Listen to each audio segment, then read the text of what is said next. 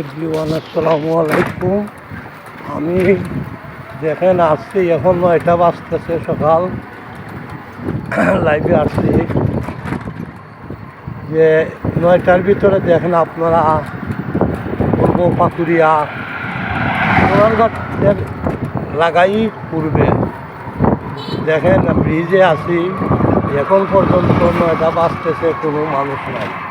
অল্প কয়েকটা গাড়ি আপনারা দেখেন, এই যে কয়েক দেখাইতেছি আপনাদেরকে, এই যে দেখেন আপনারা, কোনো মানুষ নাই। মানুষ এখন কোন জগত বাস করতেছে, মানুষ চায় শুধু ঘুম আর পানি। মানুষ এত আলস্য হয়ে গেছে, মানুষ কাজ করতে রাজি নয়।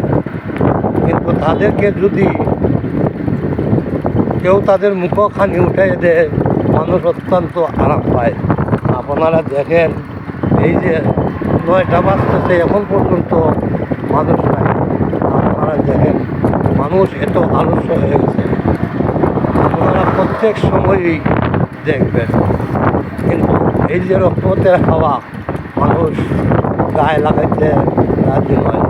কিছু কিছু মানুষ ধার্মিক, হয়তো শতকরা 2-4 জন ঘুম থেকে ওজনের টাইমে উঠে আল্লাহ বিল্লাহ করে আবার শুয়ে।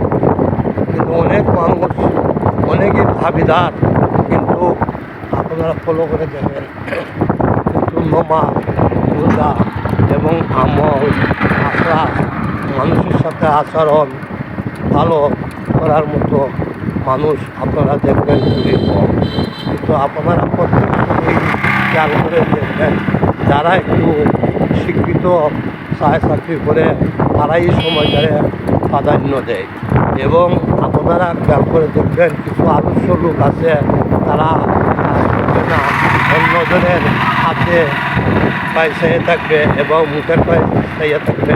কিন্তু এদের কাছে আলস্য আর আলস্য। এই যে দেখেন আপনি ডিসি মাঠ দেখাচ্ছি, একটি মানুষও নাই। এই যে ডিসি স্কুল আপনাদেরকে দেখাচ্ছি, আপনারা দেখেন। এখন আমি সোনারঘাটের পূর্বে এই মরা গাঙ্গের সামনে আছি। আপনারা দেখেন এই যে সিএনজিটার মধ্যে আমি এই পৌঁছে গেছি, কিন্তু এখনও পর্যন্ত মানুষের আনাগোনা নয়।